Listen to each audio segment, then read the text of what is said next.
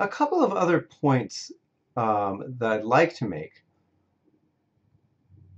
There are a couple of other points that I'd like to make about drift. There's a phenomenon in evolutionary biology called the bottleneck effect.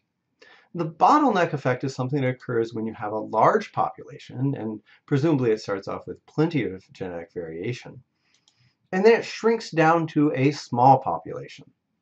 And very few of the genetic lineages that are present in this population are going to survive in the small population because there simply isn't room for them.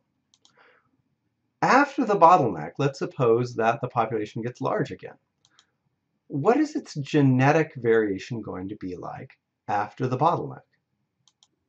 The bottleneck effect matters for a number of wild populations. Here's an example. This lovely creature is the northern elephant seal, which goes by the scientific name Mirounga angustra rostris. It lives along the western coast of North America and was driven almost extinct by hunting in the 1800s. In 1892, 8 individuals of this species were discovered on a small island, and they were thought to be the last of the population. So of course, what people did is they ran out there and killed them to keep them as museum specimens. Sometimes you have to hate our species. Fortunately, there were another 10 or maybe 20 individuals on some island somewhere else that escaped even that slaughter. And since then, the population has been protected by law, such that it has rebounded dramatically. Now there are over 100,000 northern elephant seals, and if you go out to the coast of Southern California, you will find them somewhere, sometimes along certain beaches, rolling around like giant slugs and making noises like somebody trying to unblock a toilet. I recommend it. It's very entertaining. At any rate, this is a population that went through an extreme bottleneck. Those 100,000 individuals that you can see rolling and blubbering on the beaches of California are all descended from the same 10 or 20 individuals, not too many generations ago. What happened to their genetic variation? It's practically gone. When a population gets small, when it goes through a bottleneck, genetic diversity gets lost very rapidly. And it doesn't come back right away, even if the population rebounds to a very large size. This is of real concern to conservation biologists because genetic diversity in a population allows that population to hold its own against certain challenges. It's like a reservoir of evolutionary potential. And it's particularly useful for protecting a population or a species against diseases or changes in its environment. Unfortunately, because the northern elephant seal has very little genetic variation, it's still extremely vulnerable to changes in its environment or perhaps an epidemic which would be able to infect all of these individuals because they're so closely related to one another. Another concept that's related to drastic reduction in population size is what's called a founder effect. In many ways, this is very similar to a bottleneck. A founder effect occurs when a small number of individuals found a new population in a new area, and that population then grows in size. So for example, if a small flock of birds is blown off course by a storm and they land on an island where that bird has never been seen before, they might reproduce and form a new, very large population. But that population came from the few birds who arrived there in the first place. And so that population is going to have very little genetic variation. This happens with human beings too. One example of the founder effect has been discovered among the people who belong to the Old Order Amish community in Lancaster County, Pennsylvania. There are about 16 or 18,000 of these people today, but they're descended from a few dozen individuals belonging to a particular religious sect in Germany who migrated to Pennsylvania in the early 1700s. Over the last 40 years or so, 61 infants with a very rare fatal genetic disorder called microcephaly have been born in these Amish families. When a small number of individuals found a new population, alleles which were previously very rare can suddenly jump dramatically in frequency, or alleles that were very common can suddenly decrease in frequency very dramatically.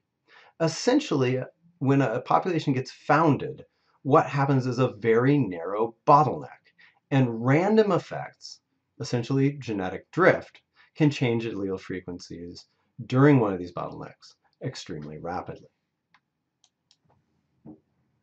I've been saying that genetic drift depends on population size. But what it actually depends on is something called effective population size. And this can be different than what we call census population size.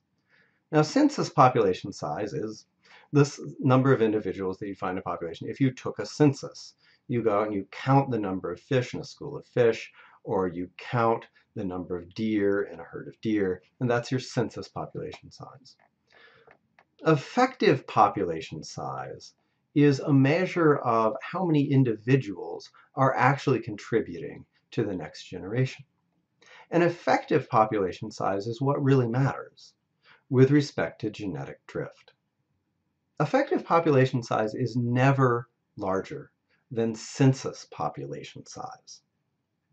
It can, in fact, be much smaller, and there are a few circumstances in which it is usually much smaller. If some individuals have a much higher mating success than others do, then they're essentially acting like a genetic bottleneck. The alleles that go on to the next generation are mostly going through these few individuals, and each individual can only have 2 different alleles. So they can't pass on very much genetic variation. So if there are a few individuals that are having lots of offspring, the next generation's gene pool is going to be dominated by the few alleles that they passed on. They're going to increase the speed at which genetic drift occurs. One way in which some individuals can have higher mating success than others is if there are unequal numbers of males and females in a population. Because every offspring has to have one father and one mother, if there are very few of one sex or the other, those few individuals are going to be essentially a bottleneck in genetic terms. The other reason that effective population size can be considerably smaller than census population size is when a population fluctuates in numbers. Because the amount of genetic variation that is retained in a population depends on how big it is when it is at its smallest. You can think of this as how rapidly, one way of thinking about this is thinking about the highway at rush hour. If in some places the highway has 6 or 7 lanes, and in other places it narrows down to 1 lane, the speed at which traffic moves is going to be determined by that 1 lane bottleneck, not by the fact that there are 7 lanes in other places. The traffic only goes as fast as it goes at the narrowest point. In the same way, genetic diversity is determined by the narrowest point, the narrowest bottleneck through which alleles have to get. Our friends the northern elephant seals, which we've already seen in the context of a bottleneck, are also a great example of how effective population size can be really different from actual population size. The creature over here on the right, the gigantic one with a really ugly snout, is a male elephant seal. The somewhat more normal-looking seals arranged around him on the beach are females. Males generally do not tolerate the presence of other males. The reason that the male is so big is because he has evolved to fight ferociously for access to a beach at mating time.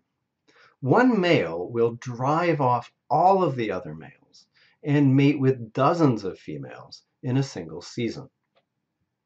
He is essentially a genetic bottleneck. The only alleles that pass on through the male half of the population on this beach are going to be passed on through one individual. So even though you may see thousands of individual elephant seals on a beach, the effective population size is going to be dramatically lower than that. That's because not everybody gets to reproduce. The effects of a bottleneck are pretty easy to show with a coalescent diagram. Here, where the bottleneck is at its narrowest, at most 4 lineages could get through. And due to luck, it's likely that fewer than that will manage to sneak through. Even if 1 or 2 extras get through, the genetic diversity after the bottleneck is going to be much lower than it was before the bottleneck.